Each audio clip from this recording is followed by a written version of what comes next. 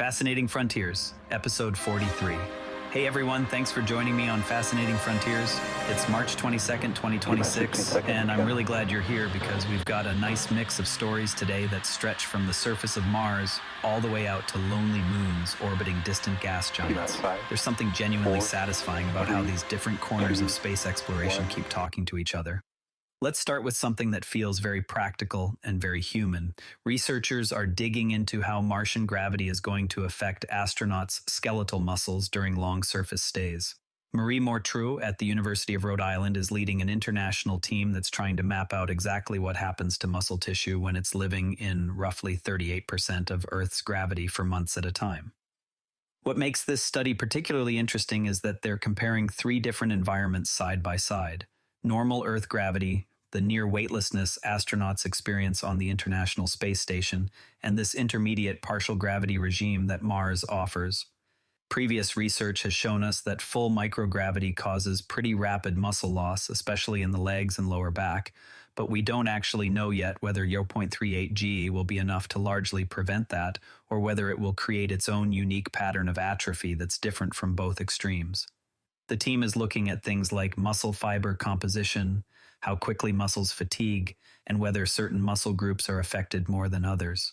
This matters because future Mars crews won't just be visiting for a few days. They'll be living and working on the surface for many months, maybe even years. Understanding these effects is going to be essential for designing the right kind of exercise equipment and daily protocols that can keep crews healthy without taking up too much of their time or spacecraft mass.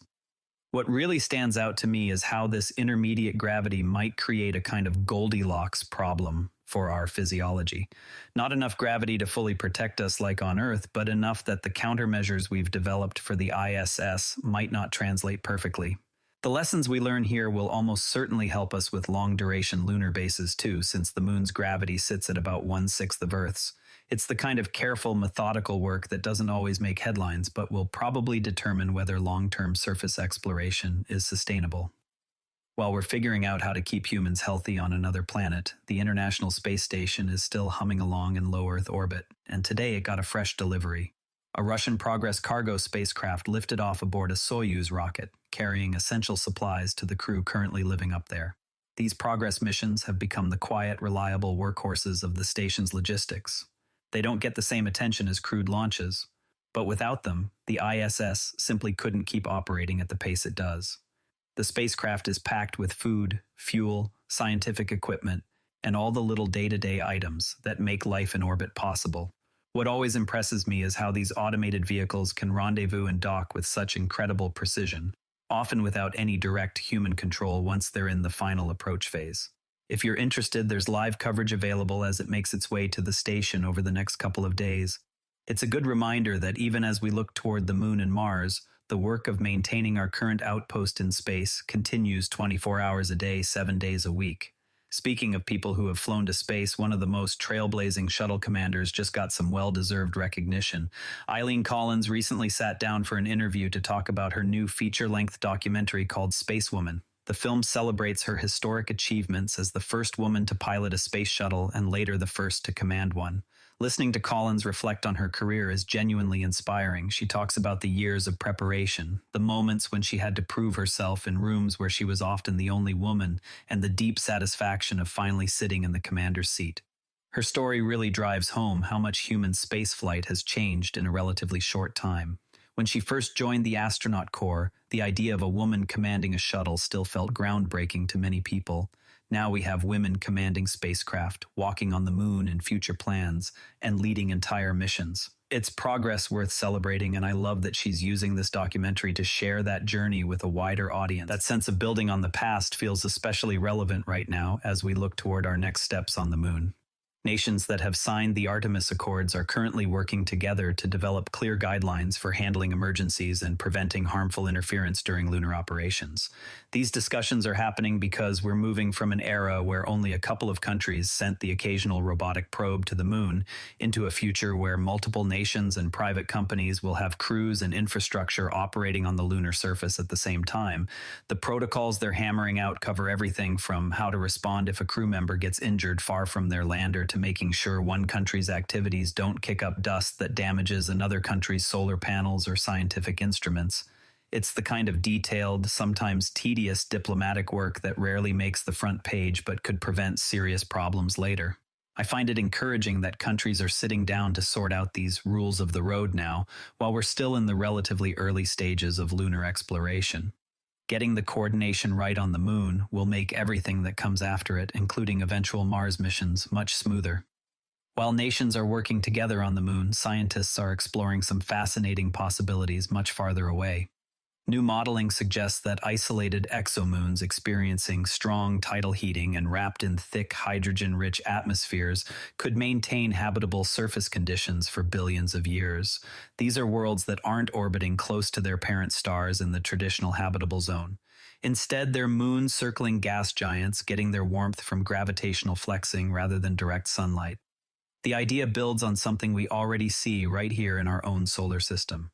Jupiter's moon Io is the most volcanically active body we know of, driven entirely by tidal forces from its massive planet and neighboring moons. The gravitational stretching and squeezing generates enormous amounts of internal heat. Now imagine that same process happening on a rocky moon that also has a thick hydrogen atmosphere acting like a blanket. The modeling shows that this combination could keep surface temperatures comfortable even if the moon is orbiting far from its star.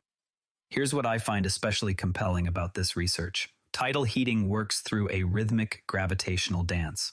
As the moon travels in an elliptical orbit, the gravitational pull from the gas giant varies in strength. Every close pass stretches the moon's rocky interior, then lets it relax again. That constant kneading creates friction deep inside the rock, which turns into heat. On Io, the surface gets so hot that sulfur dioxide shoots hundreds of kilometers into space. But on a slightly larger moon with the right atmosphere, that same heat could maintain liquid water on the surface or just beneath it for billions of years. The efficiency of this mechanism is surprising. A single moon can essentially run its own central heating system powered only by gravity. Even when its parent star is dim or distant, the moon stays warm. The modeling also suggests these worlds could remain stable for a very long time before orbital evolution eventually circularizes the orbit and turns off the tidal heating. That raises a fascinating question. Exactly how long can these tidal engines run before the window for habitability closes? Think about that for a second. Entire worlds kept warm and potentially wet for billions of years by nothing more than gravity doing its slow, rhythmic dance. It opens up an entirely new class of places we might look for conditions suitable for life. We've spent decades focusing on planets in the habitable zones of stars. Now we're realizing that moons far outside those zones, orbiting gas giants in the outer reaches of their systems, might be just as interesting. It's a beautiful reminder of how creative nature can be when it comes to providing energy for chemistry. March 21st also marked the birthday of a pioneering astronomer who doesn't always get the recognition she deserves. Antonia Mori was born in 1866 into a family with deep astronomical roots.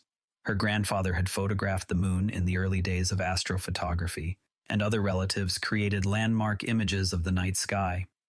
That family legacy clearly shaped her path. She went on to make important contributions to stellar spectroscopy, developing a more detailed system for classifying stars based on the width and appearance of their spectral lines. Her work helped astronomers better understand the physical differences between stars that looked similar at first glance.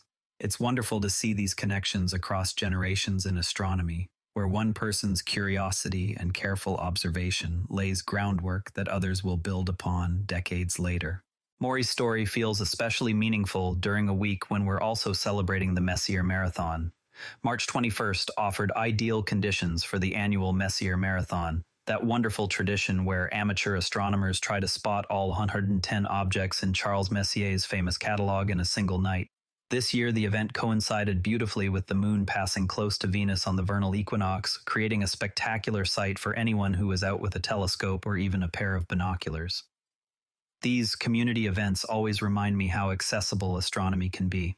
You don't need a big professional observatory or thousands of dollars in equipment to participate in something meaningful. A decent pair of binoculars, a star chart, and a dark sky are often enough to start exploring the same objects that Messier himself cataloged more than 2 centuries ago while hunting for comets. I hope many of you managed to get outside and take part. Even if you didn't catch them all, there's something special about standing under the spring sky and knowing you're part of a global community of people looking up together. The story about Martian gravity and muscle health actually came up again in my reading this week, and it deserves a little more attention. Marie Mortreux and her international colleagues are focusing specifically on that partial gravity environment astronauts will experience on the Martian surface. Unlike the near weightlessness of the ISS, this intermediate level of about 38% Earth gravity could produce unique patterns of muscle atrophy that differ from both full Earth gravity and full microgravity. They're particularly interested in how different muscle groups respond. Will postural muscles in the back and legs maintain more strength than they do in orbit? Will astronauts still need aggressive countermeasures? Or will simply walking around on the surface provide enough loading to slow the loss significantly? These are the kinds of practical questions that will shape everything from the design of Martian habitats to the daily schedules of future crews. The more I think about it, the more I realize how many details we still need to understand before we can confidently send people to live on another planet for extended periods. Today's stories really show how space exploration keeps connecting big questions about distant worlds with the very practical challenges of keeping humans healthy on the next planetary step. From modeling the long-term habitability of exomoons to figuring out the right exercise regimen for Mars walkers, it's all part of the same grand adventure. Before we go, keep an eye on further updates from the Artemis Accords nations as they continue refining those lunar emergency protocols. The work happening quietly in meeting rooms today will shape how safely we can explore the moon tomorrow. That's Fascinating Frontiers for today.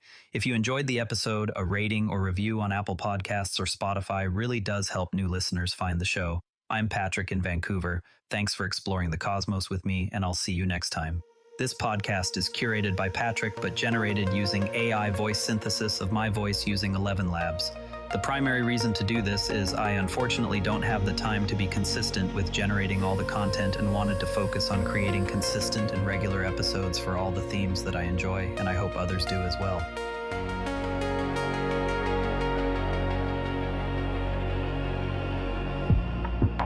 Drifting softly through the